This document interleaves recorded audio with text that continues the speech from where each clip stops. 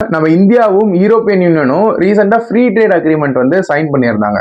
அந்த free trade அக்ரிமெண்ட்னால இந்த sectors வந்து இந்த ஃப்ரீ ட்ரேட் அக்ரிமெண்ட்குள்ள வரல அப்படின்னு ரொம்ப சிம்பிளா இந்த வீடியோல எக்ஸ்பிளைன் பண்றேன். இந்த வீடியோவை ஃபுல்லா பாருங்க. அப்பதான் வந்து உங்களுக்கு ஒரு பெட்டர் கிளாரிட்டி உங்களுக்கு ஏற்படும். இந்த ஃப்ரீ ட்ரேட் அக்ரிமெண்ட்ல சில விஷயங்கள்லாம் சேர்க்கப்படல. அது ஏன் அப்படின்னா 2 கண்ட்ரியும் வந்து பாத்தீங்கன்னா அவங்களுக்குன்னு வந்து ஒரு சென்சிட்டிவ் ஏரியாஸ் இருக்கு.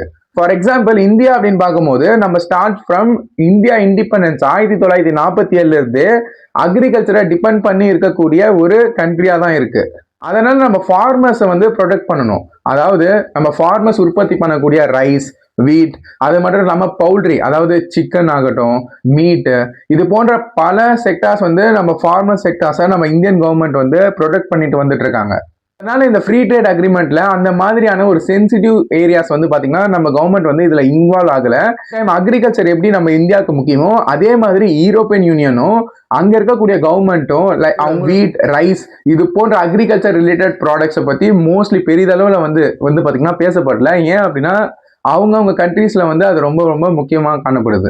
ஏன் இதை நான் சென்சிட்டிவ் அப்படின்னு சொல்றேன்னா, ஃபார் எக்ஸாம்பிள் இந்த அக்ரிமெண்ட்ல சைன் பண்றாங்க அப்படின்னு வச்சுக்கோங்களேன். இப்போ யூரோப்பியன் யூனியன்ல அவங்க வந்து உற்பத்தி பண்ணக்கூடிய ரைஸ், வீட், மீட்டு, சிக்கனு, இது போன்ற பல ப்ராடக்ட்ஸ் வந்து அவங்க வந்து நம்ம இந்தியாவுக்கு வந்து எக்ஸ்போர்ட் பண்றாங்க. அந்த மாதிரி டைம்ல வந்து நம்ம டேரிஃப் போடல அப்படின்னா நம்ம இந்தியாவில் இருக்கக்கூடிய ஃபார்மர்ஸ் வந்து அஃபெக்ட் ஆகிறதுக்கு நிறைய வாய்ப்பு இருக்கு. ஏன் அப்படின்னா ஃபார் எக்ஸாம்பிள் நல்லா புரிஞ்சுக்கோங்க. யூரோப்பியன் யூனியன் அவங்க வந்து ப்ரொடியூஸ் பண்ணி நம்ம இந்தியாவுக்கு அவங்க சேல் பண்றாங்க. இப்போ இந்த மாதிரி டைம்ல அவங்க கம்மியான விலைக்கு சேல் பண்ணும்போது நம்மள மாதிரியான காமன் பீப்புள் அந்த கம்மியா இருக்கக்கூடிய ப்ராடக்ட்ஸ் தான் பர்ச்சேஸ் பண்ணுவோம். இதனால நம்ம இந்தியாவில் இருக்கக்கூடிய விவசாயிகள், அதை நம்பி இருக்கக்கூடிய விவசாயிகள் ரொம்ப கஷ்டப்படுவாங்க. அதனால நம்ம இந்தியா வந்து அந்த மாதிரி ஒரு ஸ்டான்ஸ் எடுக்கல. நம்ம இந்தியா தரப்புல இருந்து ஒரு ரெக்வஸ்ட் வச்சிருந்தாங்க. அதாவது ஜியோகிராபிக்கல் இண்டிகேஷன் அப்படின்னு சொல்லுவாங்க, ஜிஐ டேக்.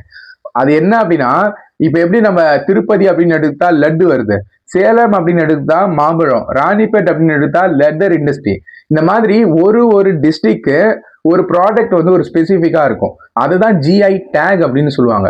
இப்போ அந்த ஜிஐ டேகை வந்து நம்ம யூரோப்பியன் யூனியன்ல நம்ம எக்ஸ்போர்ட் பண்ணக்கூடிய ப்ராடக்ட்டுக்கு, இப்போ ஃபார் எக்ஸாம்பிள் நம்ம திருப்பதி லட்டு எக்ஸ்போர்ட் பண்றோம், மேங்கோவை எக்ஸ்போர்ட் பண்றோம். இந்த மாதிரி டைம்ல வந்து அவங்களும் அந்த ஜிஐ டேக், நம்ம இந்தியாவில் எப்படி ஜிஐ டேகுக்கு இம்பார்ட்டன்ஸ் கொடுத்துருக்கோம், அதே மாதிரி யூரோப்பியன் யூனியனும் அந்த ஜிஐ டேகுக்கு இம்பார்ட்டன்ஸ் கொடுக்கணும் அப்படின்னு நம்ம இந்தியா வந்து எதிர்பார்க்குது. அதுதான் வந்து டிமாண்ட் வச்சிருந்தாங்க.